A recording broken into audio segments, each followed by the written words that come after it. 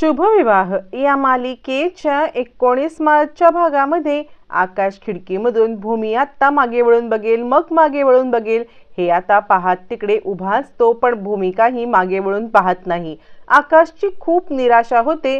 तो रूम मध्ये येतो आणि म्हणतो, टूटू अरे तिने निघताना मागे वळून सुद्धा पाहिलं नाही रे, असं म्हणत आकाश आता खूपच उदास होतो। त्यावेळेला मात्र आता भूमी तिथेच थांबलेली असते आणि तिने मागे वळून पाहिलेलं सुद्धा असतं। वरती तिचं खिडकीकडे लक्ष सुद्धा जातं, पण हे बघायला आकाश तिकडे नसतो। त्याच वेळेला पुन्हा आकाश खिडकीत येतो, तेव्हा भूमीची मान वळलेली असते आणि आता भूमीला भानुशाली आवाज देतात, भूमी मॅडम अहो येताय ना। मग भूमी रिक्षात बसते।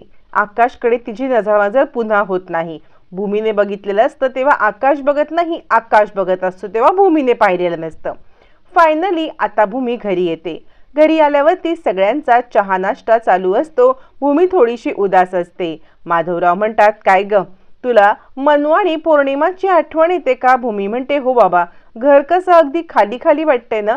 दोघी जणी असताना घर एकदम भरलेलं असायचं।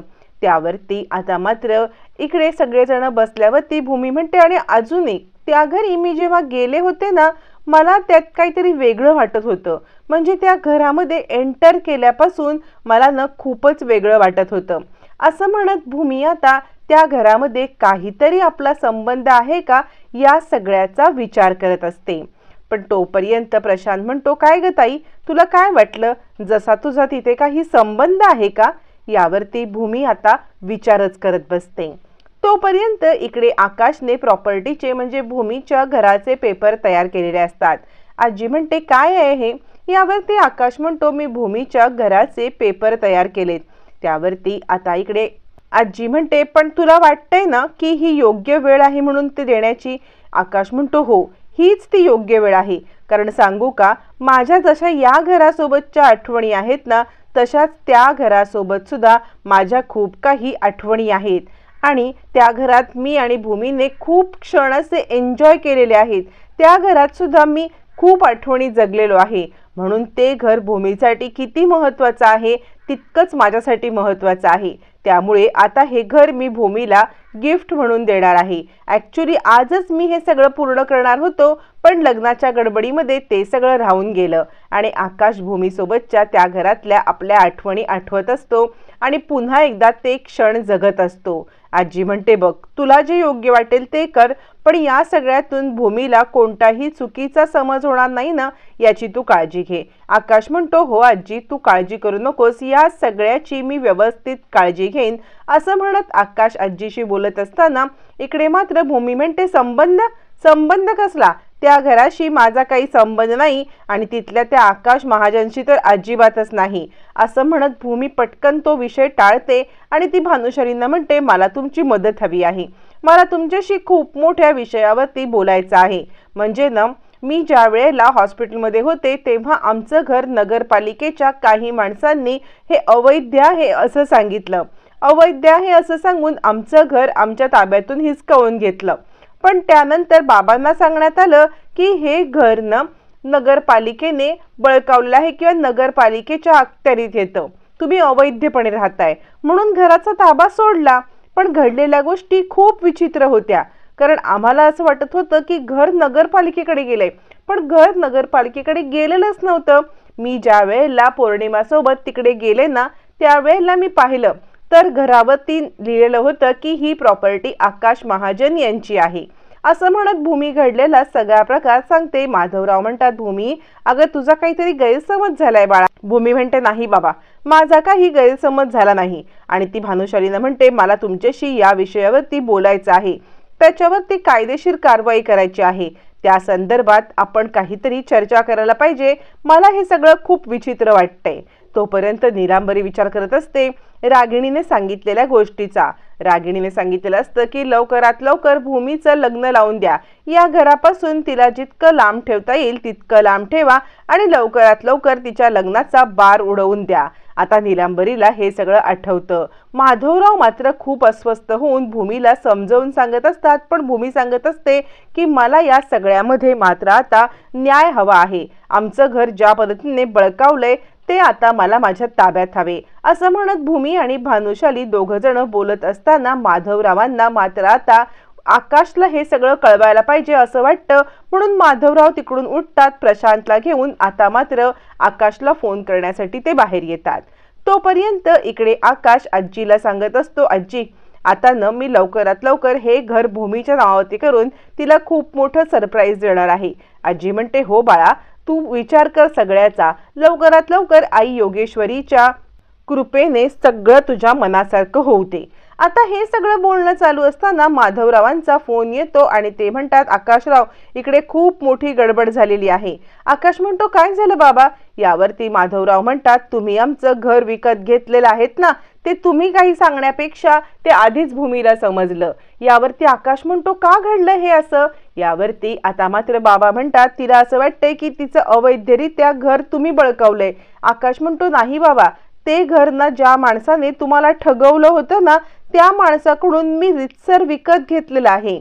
यावरती माधवराव म्हणतात, माझा विश्वास आहे हो तुमच्यावरती, पण तुम्ही मला विश्वासात घेऊन हे सगळं का नाही सांगितलं? तुम्ही मला विश्वासात घेऊन जर हे सांगितलं असतं तर कदाचित मी भूमीला त्याच वेळेला गोष्टी सगळ्या समजावून सांगितल्या असत्या. पण आता भूमीपर्यंत चुकीच्या मार्गाने गोष्टी गेल्यात आणि तिला असं वाटतंय की तुम्ही खोटं सांगून आमचं घर बळकावलंय आणि या सगळ्यावरती ताबा मिळवलेला आहात. त्यामुळे ती आता तुमच्यावरती कायदेशीर कारवाई करायला निघालेली आहे. आकाश म्हणतो, काय घडून बसलं हे? मला वाटलं की मी तुम्हाला सांगेन, भूमीला सुद्धा सांगेन. असं म्हणत आकाश आता एकदम विचारच करायला बसतो. यावरती माधवराव म्हणतात, ती भानुशाली वकिलांची कायदेशीररित्या मदत घेत आहे. आकाश म्हणतो, मग बाबा आता आपण काय करायचं? माधवराव म्हणतात, आता आपल्याला शांतीतच घ्यायला पाहिजे. आपल्याला भानुशाली वकिलांसोबत बोलून प्रॉपर जे काही आहे ते सगळं करायला पाहिजे, जेणेकरून भूमीला या सगळ्यामध्ये मात्र भानुशाली वकिलांच्या मदतीनेच हे सगळं होईल. त्यांनाच विश्वासात घेऊया, कारण त्यांना तुमच्याबद्दल खूप काही माहिती आहे आणि ते तसं काही होऊ देणार नाहीत. त्यामुळे शांततेमध्ये भानुशालींशी बोलू आणि मग कसं काय भूमीला समजवायचं ते बघू, तुम्ही नका चिंता करू. असं माधवरावांचं आणि आकाशचं बोलणं होतं आणि त्यानंतर भानुशालींच्या मदतीने हे सगळं करायचं ठरतं. तोपर्यंत आकाश मात्र अस्वस्थ होतो. एकही गोष्ट मनासारखी होत नाही. काही करायला गेलं तरी सुद्धा आता इकडे गोष्टी उलट्याच घडतात. आजी म्हणते, काय रे आकाश, काय झालं? आकाश फोन ठेवल्यावरती आजीला म्हणतो, अगं आजी, भूमीला त्या घर मी घेतलंय हे ऑलरेडी समजलंय आणि तिने खूप मोठा गैरसमज करून घेतलाय. आजी म्हणते, पण हे सगळं कसं घडलं? आकाश म्हणतो, कळतच नाही की गोष्टी कशा घडल्यात ते. म्हणजे ना भूमीपर्यंत हे सत्य पोहोचलंय आणि तिला वाटते की हे घर मी बळकावलंय, ते माझ्यावरती कायदेशीर कारवाई करायला निघाले. आजी काय ग असं होतंय? म्हणजे मी इतकं सगळं सावरायचा प्रयत्न करतोय पण गोष्टी मात्र माझ्या विरोधातच जात आहेत. काय करू मी? आजी म्हणते, आपलं ठरलंय की नाही, हिम्मत हरायची नाहीये.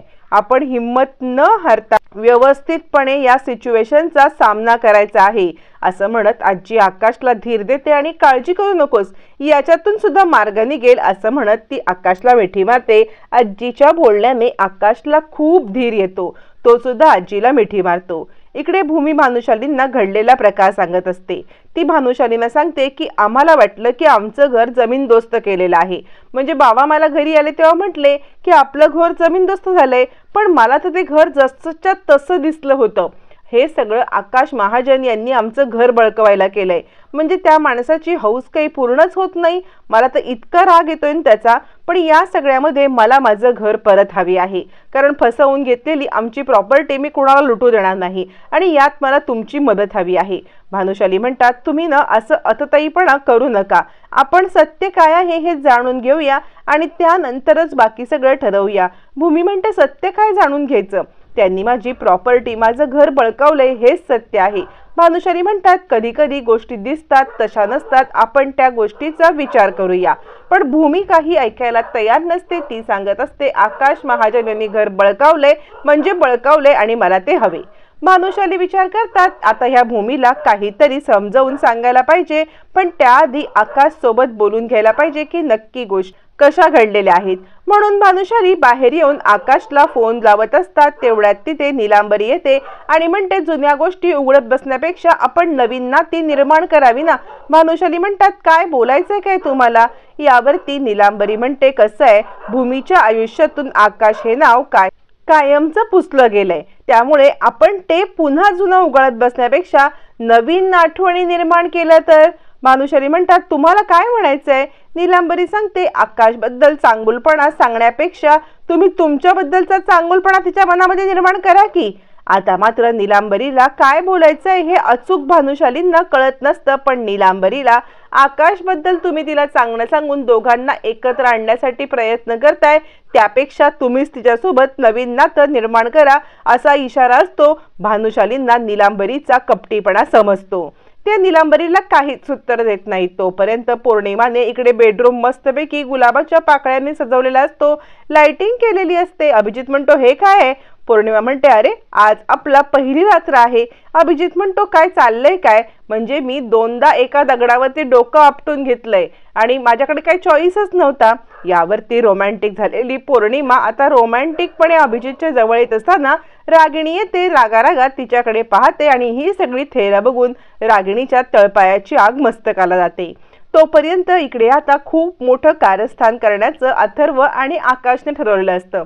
अथर्व आणि आकाश दोघं जण ज्या लाईनला भूमी आता तिच्या घराकडे चाललेली असते त्याच लाईनला तिथल्या रिक्षावाल्यांना सांगतो, हे बघा, इकडे आजचा दिवस रस्ता बंद आहे, कोणीही तिकडे जाणार नाहीये असं म्हणत सगळ्या रिक्षावाल्यांना परत पाठवतो। भूमी विचार करते, काहीच मला रिक्षा का भेटत नाही, म्हणून भूमी इकडे तिकडे रिक्षेसाठी पाहत असताना तिला आकाशची कार दिसते। आकाशची कार दिसल्यावर तो म्हणतो, मला वाटलंच होतं की तुला न माझ्या लिफ्टची गरज असेल, त्यामुळे चल मी तुला लिफ्ट देतो। यावरती भूमी सांगते, लिफ्टची गरज मला नाहीये, यांना आहे। आणि तिकडून इन्स्पेक्टर येतात। आकाश म्हणतो, इन्स्पेक्टर? यावरती भूमी म्हणते, हो, हेच तुला आता लिफ्ट घेतील आणि हेच तुझ्याकडून काय हवं ते वसूल करतील असं म्हणत भूमी आकाशला पोलिसांच्या हवालीच करते। आता भूमी आणि आकाश मधली ही नोकझोक कधी संपणार? आकाश आणि भूमीमध्ये प्रेमाचे बंध कधी दिसणार? हे पाहणं रंजक ठरणार।